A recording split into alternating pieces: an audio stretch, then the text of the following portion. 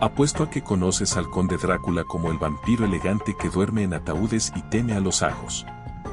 Pero lo que quizás no sabías es que su origen no empezó con colmillos, sino con una espada. Para hablar de Drácula hay que dejar de lado los castillos góticos de las películas y viajar directo al siglo XV, a los Cárpatos, en una región llamada Valaquia, hoy parte de Rumanía. Ahí vivió Vlad III, también conocido como Vlad Culea, el hijo del dragón. No fue un ser sobrenatural, pero sí una figura tan brutal, que su fama cruzó siglos y fronteras. Vlad no tomaba sangre con copas de cristal, él la derramaba en campos abiertos, la dejaba secar en los muros de fortalezas. En sus campañas contra otomanos, traidores y nobles rebeldes, perfeccionó un método de ejecución que definiría su nombre para siempre, el empalamiento. En una época donde morir en combate era común, morir empalado por orden de Vlad era una sentencia que llegaba con un mensaje. El enemigo no era solo vencido, era exhibido. Los postes de madera cruzando cuerpos aún vivos se alzaban como advertencia. Un ejército entero se detuvo alguna vez solo al ver el llamado Bosque de los Empalados, una extensión de kilómetros cubierta de cuerpos clavados verticalmente, algunos aún agonizando. Así nació la leyenda. No por hechizos, no por mordidas. Por terror real. Por sangre, sí, pero vertida por manos humanas, no por colmillos. Y eso, curiosamente, fue lo que más atrajo a los escritores siglos después. Porque a veces, el monstruo no necesita alas ni transformaciones. A veces basta con que camine como un hombre. El castillo de Poenari no es el que aparece en las postales turísticas ni en las películas modernas. Está en ruinas, en lo alto de un acantilado escarpado, y para llegar a él hay que subir más de 1400 escalones de piedra. Ese era el verdadero bastión de Vlad III, y no el célebre pero equivocado castillo de Bran. Desde Poenari, Vlad controlaba los pasos montañosos y vigilaba a sus enemigos. No era un lugar para banquetes. Era un nido de guerra, austeridad y vigilancia. Los vientos helados del Valle del Arge subían por las grietas del castillo y arrastraban el olor de la muerte. No era una exageración.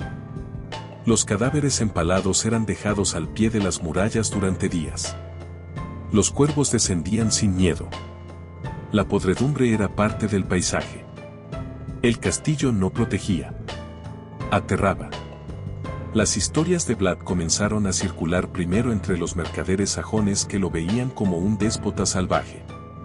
Desde las imprentas de Nuremberg salieron panfletos ilustrados que lo mostraban comiendo entre montones de cuerpos atravesados por estacas o haciendo hervir vivos a sus enemigos. Estas publicaciones, mezcla de propaganda política y leyenda urbana, lo convirtieron en un monstruo mucho antes de que Bram Stoker lo inmortalizara como vampiro. Lo que hoy se considera ficción fue, en parte, documentación manipulada. Los informes eran reales, pero escritos por enemigos. Y aunque exagerados, había un fondo de verdad que los hacía imposibles de ignorar. Así, sin necesidad de colmillos ni ataúdes, Vlad se convirtió en leyenda. No por ser un ser eterno, sino porque su violencia lo hizo inolvidable. Y en Europa del Este, los relatos no se contaban para entretener. Se contaban para advertir. La conexión entre Vlad III y el vampiro Drácula no nació en los campos de batalla, sino en una biblioteca. Fue Bram Stoker, escritor irlandés del siglo XIX, quien dio el salto definitivo entre el déspota histórico y el no muerto literario. Pero aquí va el detalle curioso: Stoker jamás pisó Rumanía.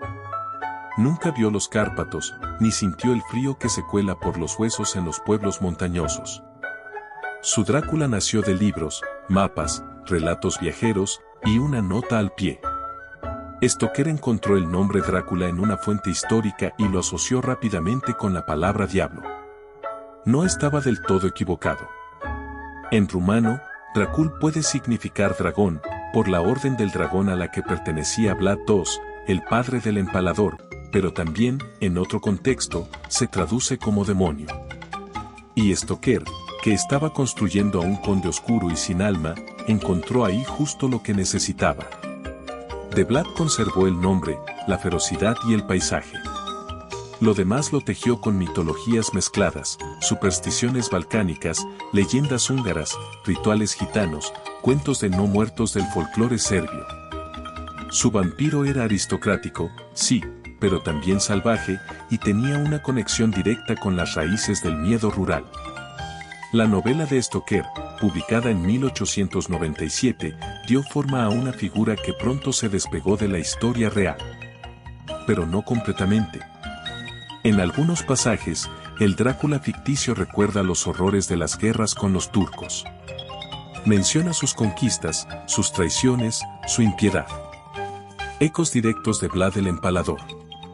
Y así, el personaje viajó desde los campos empapados de sangre de Valaquia hasta los teatros de Londres y los cines de Hollywood. Pero bajo la capa de terciopelo y los colmillos afilados, aún palpita la historia de un hombre que infundía pavor sin necesitar mitos. En los pueblos antiguos de Transilvania y Moldavia, mucho antes de que Drácula se volviera literatura, ya existía el miedo al Strigoi. Este ser, temido y susurrado durante siglos, era un muerto que regresaba. No como sombra ni como espíritu, sino como cuerpo que camina. El Strigoi salía de la tumba con hambre, con rencor, con el rostro todavía parecido al del vecino que murió días atrás. No bebía sangre por glamour, sino por necesidad maldita. No seducía. Acechaba. Estos relatos no se escribían. Se murmuraban en las cocinas. Las abuelas los contaban entre dientes mientras sellaban puertas con ristras de ajo. En muchas aldeas rurales, aún hasta el siglo XIX, era común desenterrar cuerpos sospechosos. Si alguien enfermaba sin causa aparente o moría de forma repentina, se buscaba al muerto culpable. Lo desenterraban, le clavaban una estaca, le cortaban la cabeza, a veces lo quemaban. Algunos incluso mezclaban sus cenizas con agua para beberla como cura. El miedo era físico. Y los rituales eran directos. No se discutía si era real, se actuaba como si lo fuera, porque perder el tiempo era invitar a la desgracia. Estas creencias no eran solo parte del folclore rumano. Variaciones de los Strigoi existían en Serbia, en Bulgaria, incluso en Grecia. Cada región tenía su nombre, su método, su lógica. Pero todas compartían una cosa, el temor a que la muerte no fuera el final. Cuando Stoker armó su versión de Drácula, aprovechó esta mitología de fondo. No necesitaba inventar un monstruo. Solo debía reorganizar lo que ya habitaba en la memoria colectiva. Así que cuando alguien dice que los vampiros son un invento moderno, olvida que, para miles de campesinos, no había nada más antiguo ni más temido que la idea de que un muerto no supiera quedarse quieto. Y ese miedo no venía de los libros. Venía de la tierra removida de madrugada. Con la llegada del siglo XX, Drácula dejó de ser un rumor oscuro entre páginas envejecidas y se convirtió en ícono. El cine, primero mudo, luego sonoro, lo adoptó como figura principal del horror. Pero algo cambió en el camino. El Vlad histórico, empalador, estratega cruel, desapareció casi por completo. En su lugar quedó un aristócrata pálido con capa, ojos hipnóticos y una mansión gótica llena de sombras falsas. Hollywood había hecho su magia. En 1931, Bela Lugosi le dio rostro y acento al vampiro. Su interpretación marcó para siempre cómo debía hablar un conde de los no muertos. Ya no gritaba ni ensangrentaba murallas.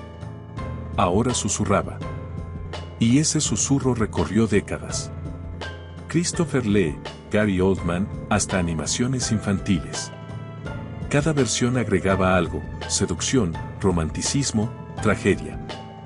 Pero todas dejaban algo fuera, la brutalidad original. Mientras tanto, en Rumanía, Vlad Tepe seguía siendo una figura ambigua.